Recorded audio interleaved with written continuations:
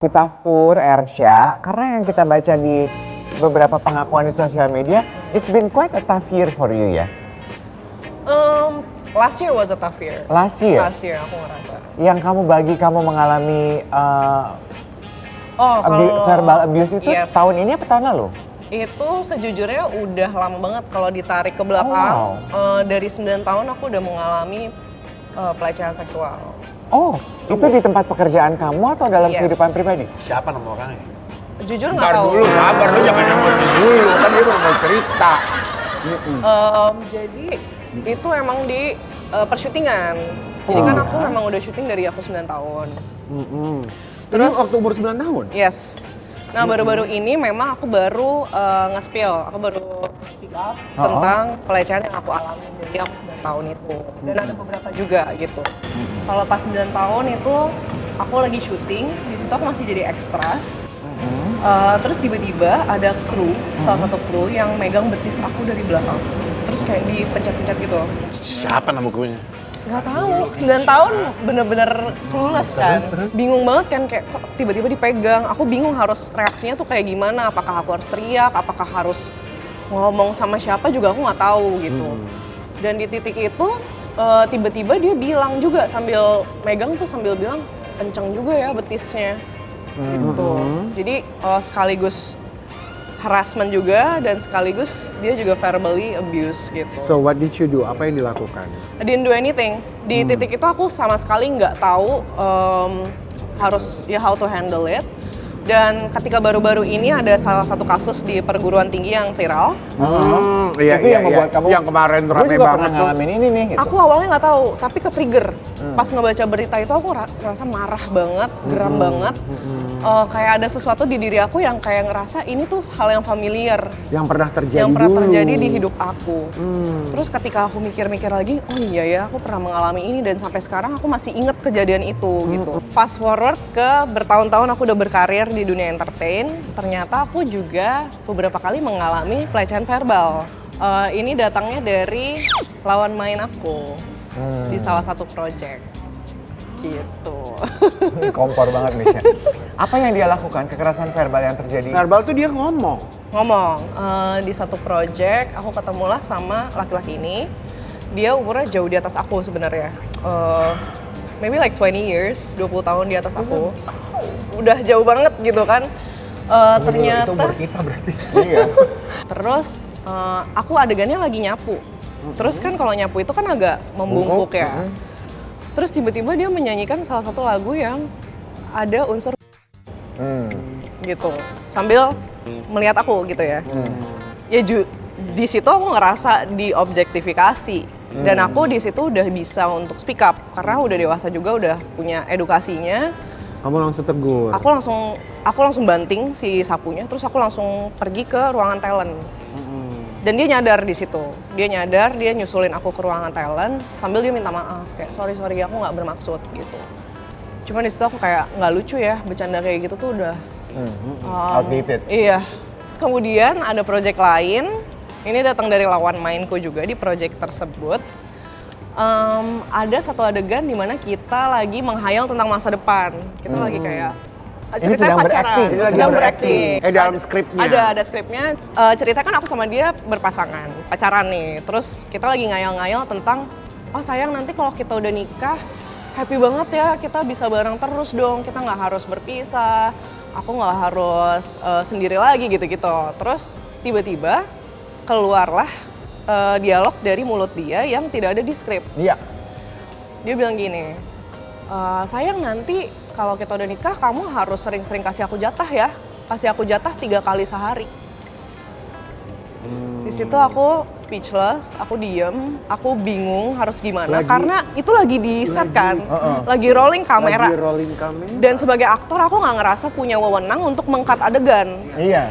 Tapi di sisi lain nggak ada yang nyadar kalau itu keluar skrip. Nggak ada yang merhatiin skrip juga ternyata. Terus aku bilang kan kayak, teman-teman ini kayaknya udah keluar konteks deh gitu kan. Terus akhirnya mereka cuman ngeliatin aku dari belakang kamera. Mungkin mereka juga bingung kali ya di titik itu kayak what to do, iya. Ya udah akhirnya aku melanjutkan adegannya sampai selesai. cut gitu kan, selesai adegannya. Aku cuman pergi, nggak ngomong sama dia, pergi dari set. Terus aku sempat menyampaikan keresahan aku sama ke PH lah ya, bahwa aku nggak mau adegan ini tuh ditayangin. Boleh minta tolong nggak di-cut dialog itu karena aku nggak nyaman. Dan yang bikin aku kecewanya adalah aku ngerasa tidak disupport ya sebagai korban gitu. Bahkan mereka meminta aku untuk kayak udahlah, terima aja lah, nggak usah dibikin jadi masalah ya. Nanti takutnya malah projectnya jadi gagal atau chemistry kamu jadi nggak dapet sama pasangan kamu gitu. Karena kita udah masuk ke pembahasan mengenai sisi kelam dari dunia entertainment, apalagi belakangan itu lagi banyak dibahas gara-gara ada videonya Jedar yang bilang kalau artis baru, pemain baru, pendatang baru lah gitu di dunia entertainment ini harus kasih sesuatu untuk bisa sukses. Kita lihat sama-sama dulu videonya baru kita bahas bareng. Komentar dari Misha sama Ersha karena dua-duanya bergerak di bidang yang sama nih. Apakah benar apa yang disampaikan Jedar salah satu sisi kelam dunia entertainment adalah pendatang baru, pemain baru harus mau berbuat sesuatu untuk bisa dapat peran dan diterima? Aku sih lumayan gak setuju ya, maksudnya mungkin ada di dunia entertain yang seperti itu, tapi kita juga bisa memilih untuk menggunakan cara-cara yang benar gitu, atau yang tidak macam-macam gitu ya. Oke. Berarti sebetulnya praktek seperti itu terjadi, tapi kalian tetap punya kuasa untuk bilang menolak iya, gitu. Iya. Dan mungkin itu datang dari oknum-oknum yang memang memanfaatkan anak-anak baru mungkin ya. Iya. Tapi ketika kita juga ketemu sama tim yang profesional, misal casting director yang profesional, ya pasti mereka juga mengikuti prosedur yang ada gitu. Nggak mungkin mereka juga dengan cara-cara yang nggak benar. Well, in reality emang sebenarnya ada yang terjadi, begitu. tapi nggak 100% semuanya ada terus. Iya. Dan memang target kita adalah pasti selalu anak-anak muda dan mereka yang lagi ambisius banget, passionnya lagi tinggi banget. Nah itu yang dimanfaatkan sama mereka tuh. Jadi kan ada yang sekarang ada yang kebelah-belah, ada yang namanya artis film, ada yang namanya artis Series. platform ini, ada artis series ini. Nah setiap organisasi ini punya caranya masing-masing untuk bisa dapetin pemain. Kalau lo mau main di sini kayak gini, ada juga yang oh ini bagus mainnya langsung bisa masuk. Jadi macam-macam sih sebenarnya. Ini bukan hal baru kalau katanya antara pemain film, antara pemain sinetron suka menciptakan cerita gimmick lah gitu. Kayaknya ini lagi pacaran gitu. Tapi Atau mungkin karena tujuannya untuk naikin promosi sinetronnya, gitu. filmnya. Pengen tahu, pernah mengalami atau mendengar hal tersebut apa nggak kalian? Atau pernah mengalami itu? Pernah. Gimik-gimik percintaan, Gimik-gimik hanya percintaan. untuk menaikkan karya sinetron yang sedang Atau mungkin terjadi, itu bagian promosi. keharusan kali ya, karena kan itu untuk engage emosinya penonton nggak sih? Iya sih, cuman kayaknya di zaman sekarang tuh lebih modern kayaknya pemikiran fans, I think maybe ya. Nah. Enggak ya? Jadi maksudnya para penggemarnya biasanya juga udah tahu ini mah Udah kayaknya tahu iya, nggak dan real gitu ya. bahwa kadang juga misal aktor atau aktris punya pasangan in real life yang ya udah mereka menjalani itu tapi juga bisa tetap acting dengan baik gitu. Ya aku sih sebagai yang pernah mengalami digimikin sampai jadian, ada juga yang tadi disebut ada juga. Yang tadi disebut ada tuh digimikin, Ada digimikin, jadian. Tapi kalau dulu kamu sama siapa tuh namanya Brian Domani. Domani.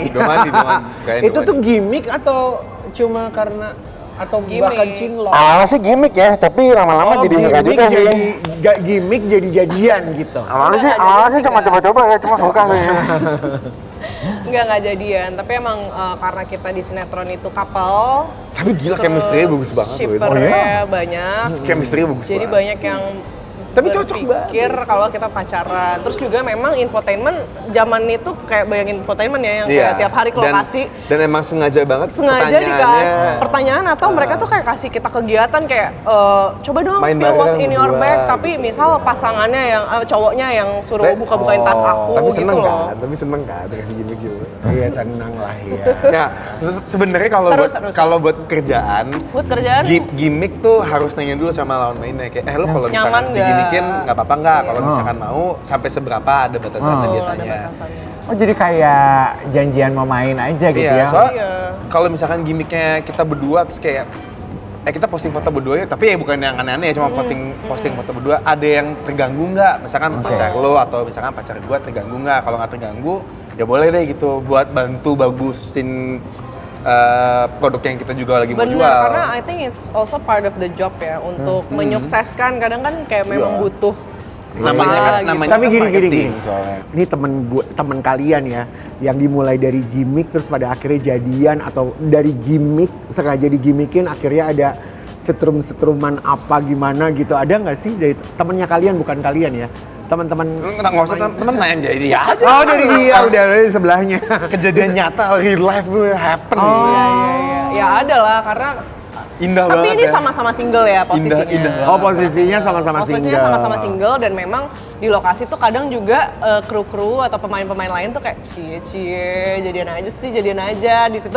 Kayaknya mirip konsepnya sama kalau kita di sekolah kayak di SMA Ya. gitu kan kayak misalnya iya gitu-gitu kan kadang-kadang jadi kayak iya ya cocok juga ya gue kalau sama dia. Terus misalnya dari dia kayak Kebawa lah tiba-tiba kebawa fantasinya, iya ya. terus kayak kamu udah makan belum gitu. Waktu itu gue baper gara-gara enggak ini tidak sebut merek ya. Tiba-tiba dia kayak perhatian, kayak kamu udah makan belum? Ya Beli makanan gitu. Diperhatiin gitu aja langsung lulu. namanya masih. Kamu mau sama ya? Jadi kan dari situ baper kayak lucu juga ya dia.